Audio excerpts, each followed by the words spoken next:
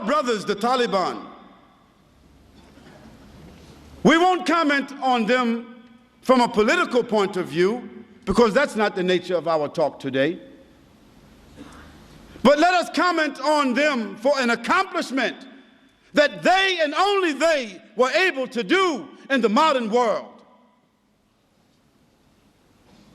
In the modern world, between America, Great Britain, China, Russia, Germany, France, Japan, Italy, between the major countries in the world, the drug trafficking is a business and an industry of over $78 billion a year.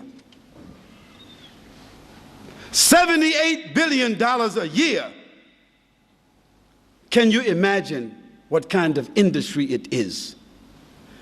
And can you imagine the tragedy, the disparagement, the disease that drugs have brought in the modern world as a result of this industry?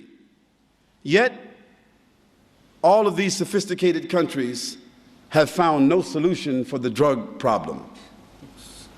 In fact, they have chosen to benefit, profit, and regulate the drug traffic because they are unable to stop it. Yet, consider this. The Taliban in Afghanistan became an official government after the defeat of the Russians. And at that time, Afghanistan was the major theater, corridor in the world for drugs. 61% of all of the heroin of the world was produced between Afghanistan and China. And the Russian gangsters, criminals, were the ones that controlled this industry. Part of the war of Afghanistan had to do with drugs. Not oil, not gas, but drugs. When the government of Russia was defeated and pushed out of Afghanistan, Afghanistan became immersed in civil war. We know that, isn't it? Civil war. That civil war had two sides. The atheists, the socialists, the communists among the Afghanis, and the Muslims who wanted to follow the Quran and the Sunnah. The North, the Northern Alliance, who themselves were related to the Russian gangsters, who were mostly Muslims who had adopted socialism, atheism, who themselves were criminals. They wanted to continue the enterprise of drugs after the Russians moved out. They wanted to continue the industry of prostitution, gambling, all of this here. And the Muslims said, no, we won't continue that. We want to establish Islam. And they began to have wars between them. One of the groups that were insisting upon the Quran and the Sunnah were called the students. In the Arabic language, the students is Talib or Taliban. And on one occasion, those atheists, socialists, communist Afghanis, those criminal Afghanis, they entered some villages and they raped the women. And some of those women escaped. And they ran to seek protection with those students. And those students, they sought to get a fatwa from their shuyukh. What should we do about these Muslims who did this act? Those scholars said they should be punished. They are criminals, and the hukum is to find them and kill them as criminals. Those students then took their weapons and gathered themselves together as a group and called themselves the Taliban, and they began to seek the honor of those women who were raped. And they went from village to village, town to town, until in a 2-year period of time, they conquered all of Afghanistan. 2 years. They conquered all of Afghanistan except only 19%. 80% of Afghanistan they conquered in 2 years. Who were they? They did not have sophistication. They were walking, riding donkeys and horses, fighting on foot, fighting for the honor of their women, for the honor of their country, for the honor of Islam. And in 2 years' time, they subdued the entire country. Of course, they were not sophisticated in their knowledge. They did not have universities. They did not have institutions. Even in most of Afghanistan, there was not a standing hospital. But they established what they called the Islamic Emirate of Afghanistan.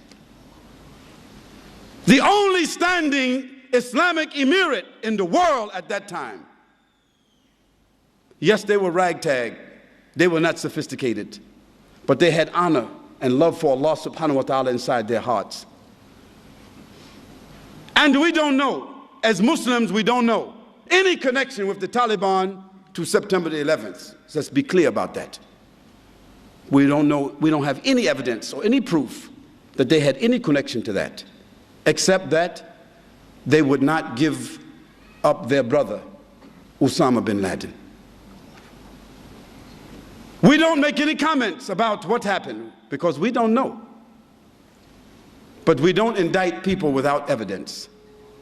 And we certainly don't indict a country because someone is living there whom someone else feels is indicted.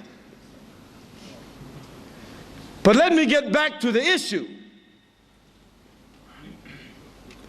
Afghanistan came under the rule of the Taliban, and they were faced with a challenge. What are they going to do with the drug industry which they found in Afghanistan? The Taliban made a decision.